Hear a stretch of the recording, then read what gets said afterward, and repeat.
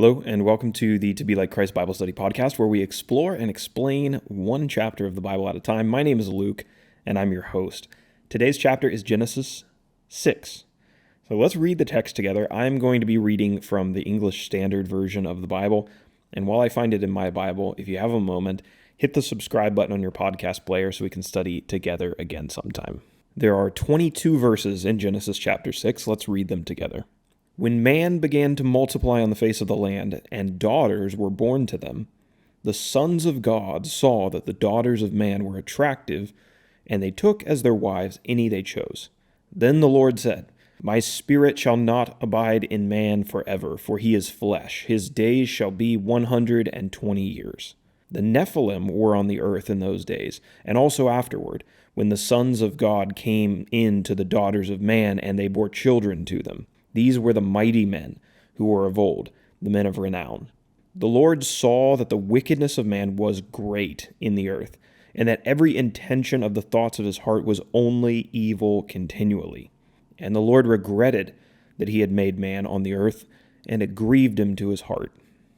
So the Lord said, I will blot out man whom I have created from the face of the land, man and animals and creeping things and birds of the heavens, for I am sorry that I have made them. But Noah found favor in the eyes of the Lord. These are the generations of Noah. Noah was a righteous man, blameless in his generation. Noah walked with God. And Noah had 3 sons, Shem, Ham, and Japheth. Now the earth was corrupt in God's sight, and the earth was filled with violence. And God saw the earth, and behold, it was corrupt, for all flesh had corrupted their way on the earth. And God said to Noah, I have determined to make an end of all flesh, for the earth is filled with violence through them. Behold, I will destroy them with the earth. Make yourself an ark of gopher wood, make rooms in the ark, and cover it inside and out with pitch. This is how you are to make it. The length of the ark 300 cubits, and its breadth 50 cubits, and its height 30 cubits. Make a roof for the ark, and finish it to a cubit above, and set the door of the ark in its side. Make it with lower, second, and third decks. For behold, I will bring a flood of waters upon the earth to destroy all flesh in which is the breath of life under heaven. Everything that is on the earth shall die. But I will establish my covenant with you, and you shall come into the ark, you, your sons, your wife, and your sons' wives with you. And of every living thing of all flesh you shall bring 2 of every sort into the ark to keep them alive with you. They shall be male and female.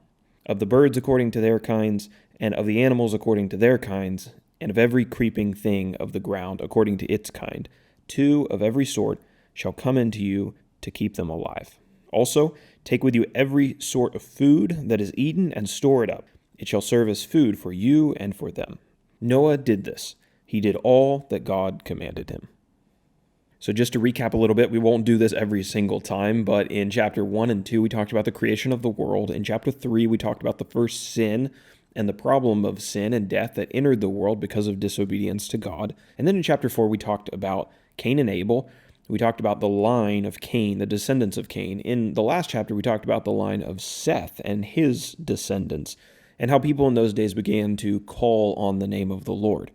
Well, in chapter 6, things are going to get pretty dark and pretty bad, as we just read in the text. We're going to talk about how wickedness increases on the earth and how God decides that he's had enough of it and that he's going to start over.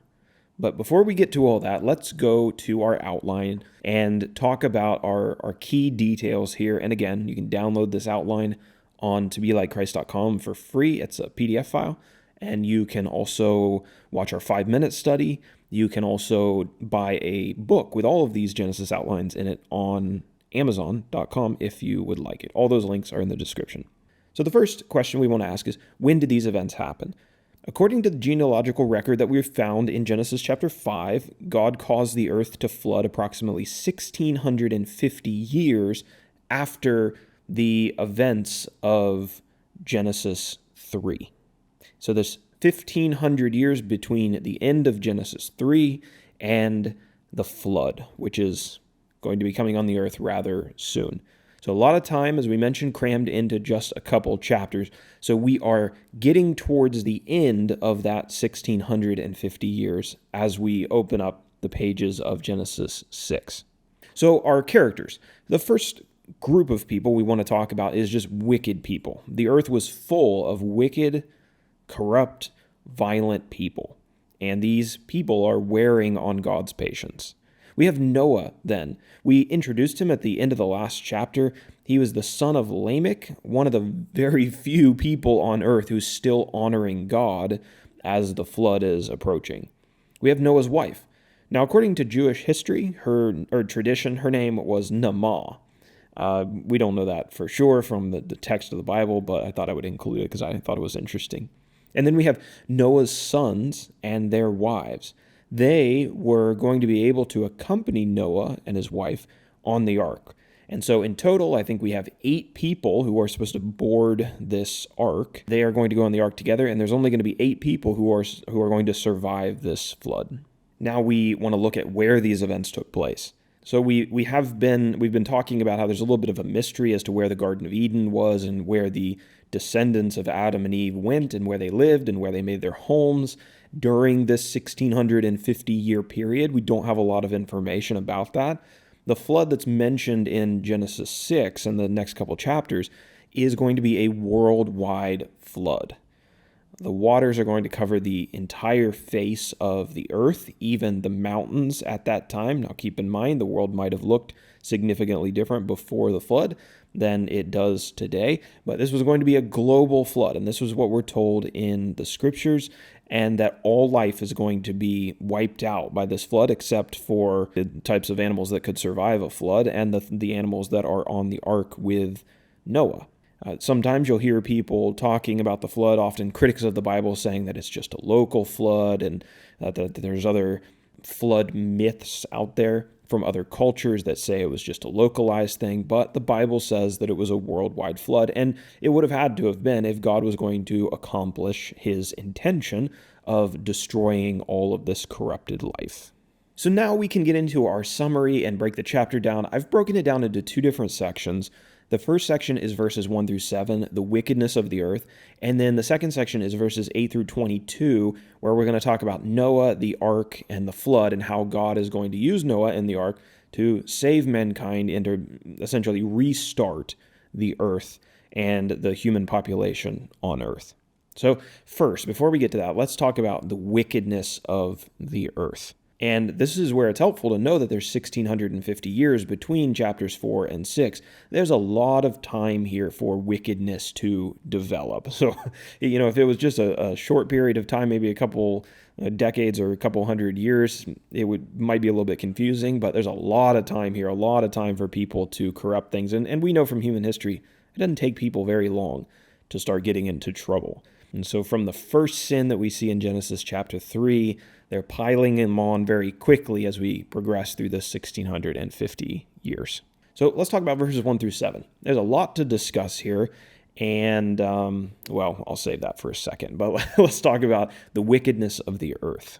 Genesis chapter 6 begins by telling us of the union between 2 groups of people, the sons of God and the daughters of men. The sons of God found the daughters of men to be very attractive, and they took them as their wives. And they had children with them, and their children are described in a really interesting way. It says that they are, quote, the mighty men who were of old, the men of renown. We're also told in verse 4, we're told that the Nephilim were on earth in those days. Now, the Nephilim are a group of people. They may have been the same group as the offspring of the union between the sons of God and the daughters of men. So they may have been their children, these children that we just talked about. It's also possible, I think the text leaves it open to the possibility that they were another group entirely. If you read the text, to me at least, it's not quite clear that the Nephilim were their offspring. It just says that they were having children when the Nephilim were on the earth. So it's possible that the Nephilim were their offspring. It's possible that the Nephilim were another group entirely.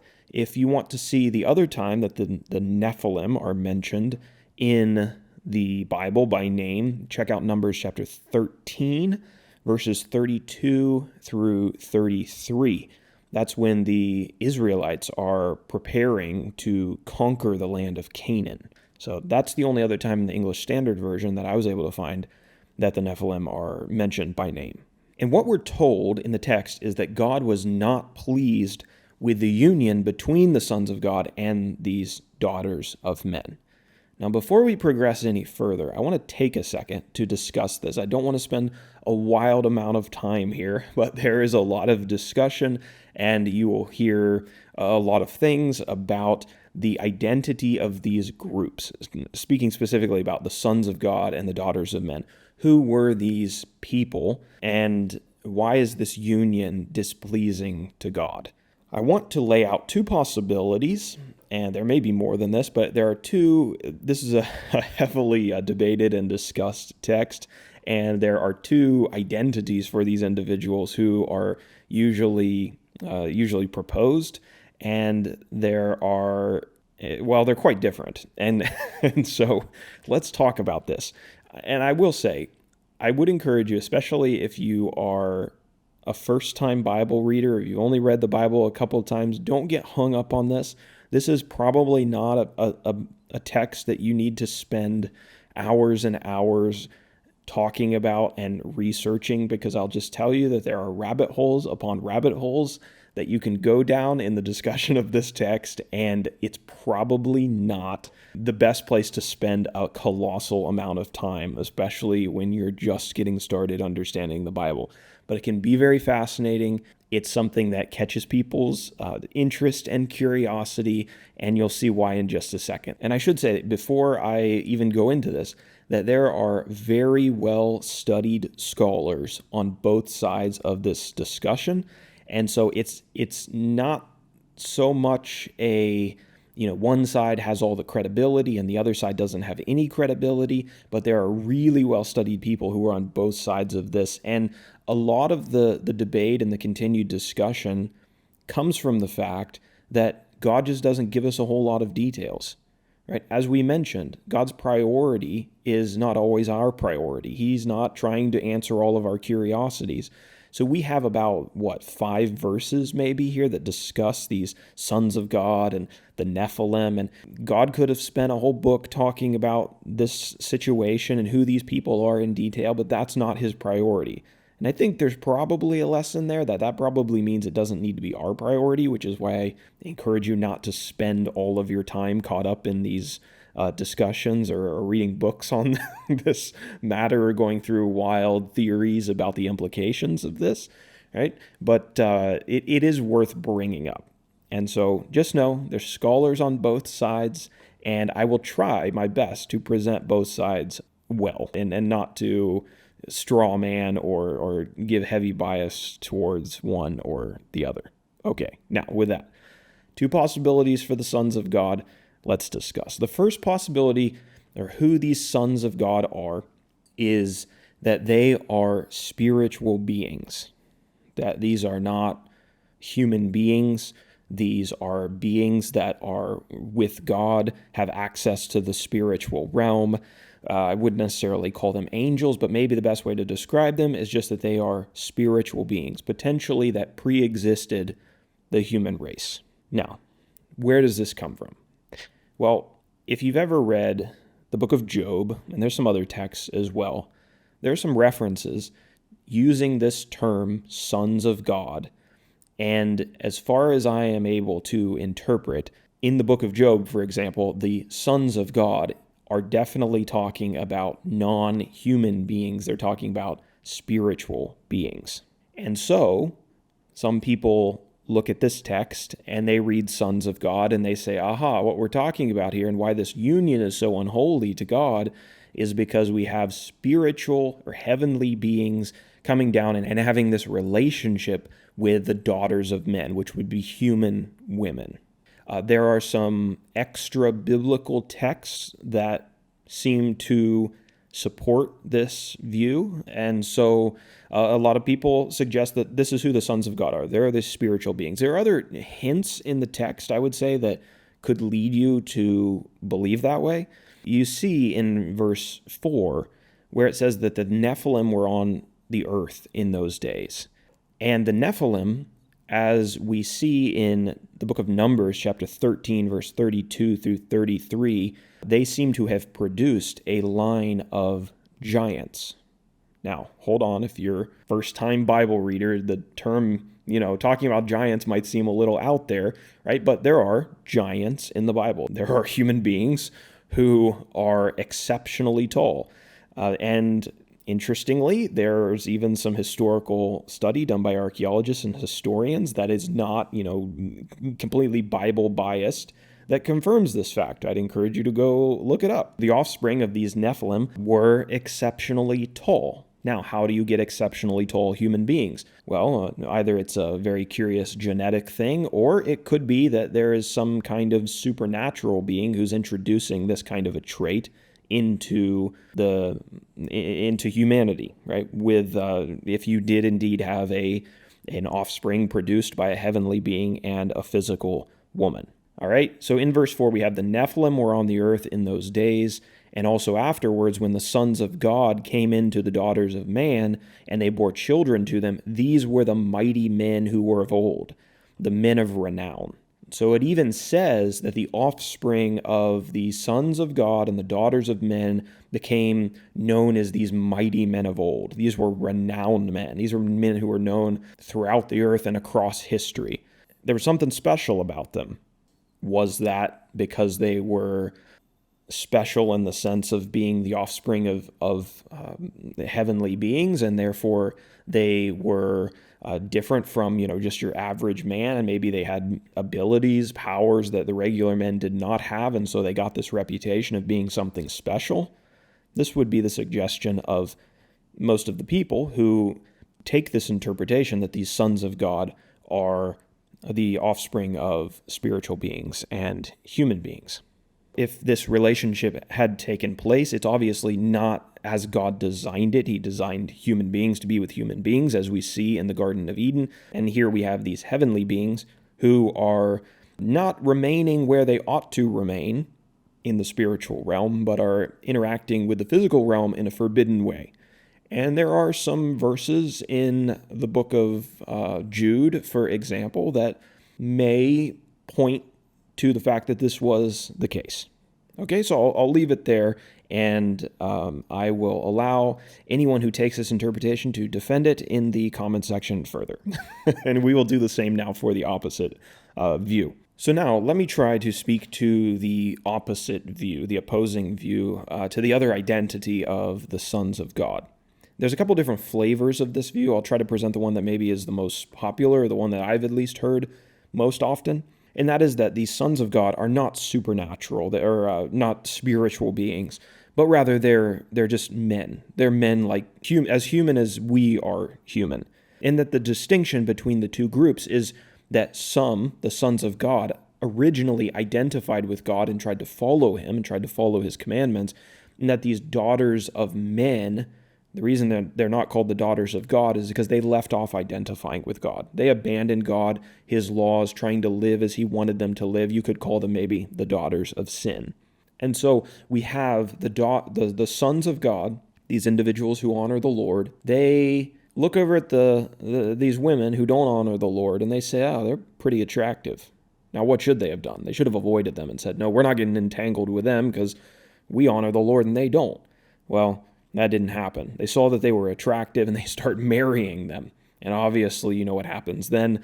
The wickedness of these women began to corrupt these once godly men. And now there's a growing corruption that permeates even more so than it did before. So maybe you had a few of these sons of God and these people who honored the Lord, but now they're intermixing, and now there's next to no holiness and godliness on the earth. And so obviously, if that is the proper interpretation, we can see why God is displeased with this union, because his people are marrying these sinners and they're turning away from him. I think in general, the individuals who support this view, this identity of the sons of God, they would say that the Nephilim were not the offspring of this union, but rather they were a separate group of people. And they certainly don't deny, those who hold this view certainly don't deny that the Nephilim existed or that these extremely large individuals, these giants, were in existence at this time. They would just say that they weren't necessarily a direct result of this union. And then I think they would say, as far as the offspring of this union being mighty men who were of old, the men of renown, why are these individuals so distinct?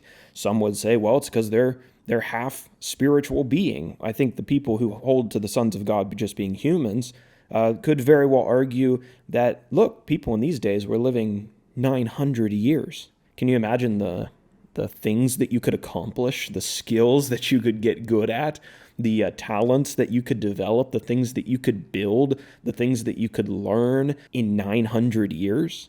Right? If you were living that long, which the text indicates that they were in chapter 5, you would have a reputation beyond anything that those living after the flood could have ever had, just by the sheer amount of life that you were permitted to live, because what we're going to see is that after the flood, the lifespan drops significantly. And so these human offspring, wicked though they were, had these really long lifetimes and could accomplish great things and build huge reputations, mythic reputations almost, in a lifetime that was that long. And so that alone, that I think could very well be the reason that they were the mighty men of old, men of renown. They don't need to be supernatural or spiritual to have that kind of a reputation, just sheerly based on the legends that could have been created around their lives, having lived as long as they did in comparison to all other human beings. So that is my brief summary of the two sides of the argument as to the identity of the sons of God. If you thought Genesis 5 was a little dry, and if you were worried that the Bible was going to be, maybe not that interesting to talk about, once you make it right out of Genesis 5, you get into Genesis chapter 6, and you get some spice in your Bible study. We'll say that. Hopefully that is decent, not as quick as I wanted it to be, but a decent rundown and of some of the arguments that would be presented on both sides. I see some compelling things on both sides, and I'm not going to necessarily come down on one side or the other. There's some things that I thought of during this study that I hadn't thought of before. So we're learning these things together. But let's return now to the text. God is not pleased, as we mentioned, between the union of the sons of God and the daughters of men. God looks at the world that he created, and he observes the spread of wickedness in the hearts of men. The world is really evil. The wickedness of man was great, is what the text says, and every intention of the thoughts of his heart was only evil continually. I'm imagining that this world was more evil than anything that we've ever experienced. It seems to be that way. I would not say, if I looked over the world, that every intention of the thoughts of the hearts of men was only evil continually. There's a lot of evil in our world, but I'm not sure I would make that statement. It says that the earth is filled with violence and corruption. This must have been a terrible place. And this is confirmed by what God decides to do with man and with the living things on the earth. He decides that he's going to wipe them out entirely and essentially start over. He determined to let them remain alive for an additional 120 years, according to verse 3. The reason for this 120 years is going to be explained to us in the following section. I will say, sometimes people read verse 3 and they think what God is saying there is that he's going to allow men to live for 120 years, like he's dropping the lifespan from 900 to 120, which would be much closer to what we have today. I don't think that's what is being said there. I think what he's saying is, I'm going to permit men to live 120 more years, and then I'm going to bring this flood about. So there's 120 years of God's patience and tolerance of the sin existing on the earth. But after that, it's done. There's something that needs to be accomplished in that 120 years. And that's what we're going to talk about next in our second section. Section number 2, Noah, the flood, and the ark, verses 8 through 22. The Bible tells us that there was a righteous man. He is the anomaly. He is not the norm. His name was Noah, and he found favor in the eyes of God. The text describes him in a really impressive way, blameless in his generation. It says Noah walked with God.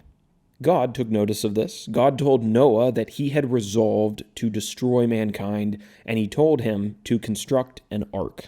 And this ark was supposed to be made in a particular way. God was going to give Noah the instructions to build this ark, and then Noah was going to be responsible for building it. So when we think about this 120 years of God's patience, partially that 120 years was so that Noah could build this ark, and this ark would be the salvation of mankind. And yes, there are definitely parallels between the salvation of Noah and the salvation of us from sin, and the salvation narrative that goes across the entire Bible. So the instructions were pretty clear. The ark was supposed to be 300 cubits long. Now, most scholars, historians, archaeologists suspect that a cubit was about 18 inches. For those on the metric system, that would be about 0.45 meters, so just short of a half a meter. So 300 cubits long, 50 cubits wide, and 300 cubits tall. This is pretty hard to imagine if you are just trying to do it in your head. And I'm sure that some of you know that someone has actually constructed a life-sized ark according to our best estimates as far as these dimensions. It is in Kentucky, I believe, in the United States. There's a whole exhibit around it. I believe the people who build it the group is called Answers in Genesis, I think. And they have built this thing. You can go there, you can visit, you can go inside, and they've done a pretty incredible job in terms of the construction in making this thing and bringing the Bible to life. Maybe you've never heard of that before. You can actually look up pictures online. I imagine most people probably have at this point because it's been there for, 10 or 15 years. If you ever have a chance to go, it's definitely a cool experience. My wife and I went with some friends a couple years back.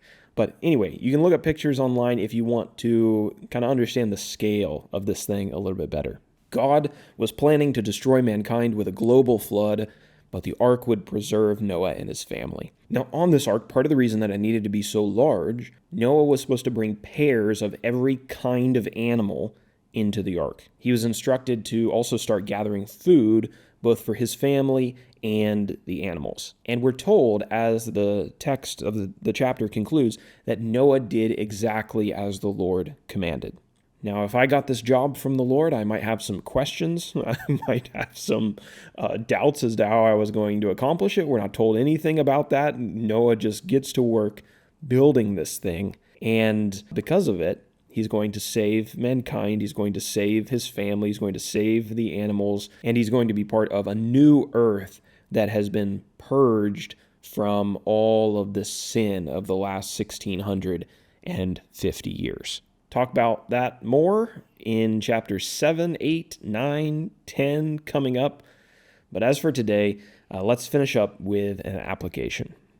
Those who honor God are not forgotten by him.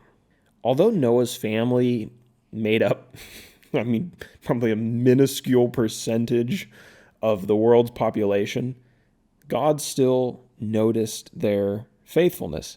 He noticed that Noah was trying to do the right thing. Their devotion was recognized and it was rewarded.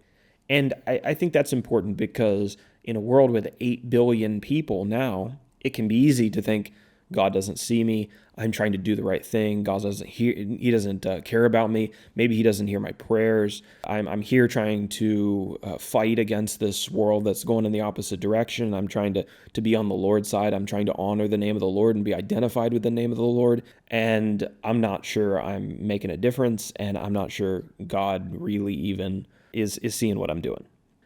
The application from Noah is no follower of God is forgotten by the one that he or she worships. No matter how insignificant you are to others, God sees your small light shining in the darkness. So we will go on to study the rest of Noah's story and see what happens to him and his family in our upcoming studies. That does it for our study in Genesis chapter 6 today.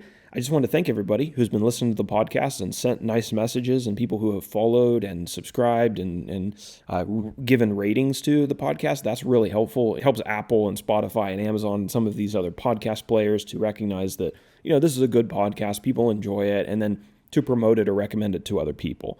So if you haven't done that already, I would be super appreciative if you would leave a rating. I know not all podcast platforms have that. I know Apple does, Spotify does. There's probably some others. If you leave us a 5-star rating, that would be fantastic. And the more of those we get, the better it is for getting the word out and having other people join our Bible study. So thank you again. Have a fantastic day. I will see you, Lord willing, tomorrow for Genesis 7.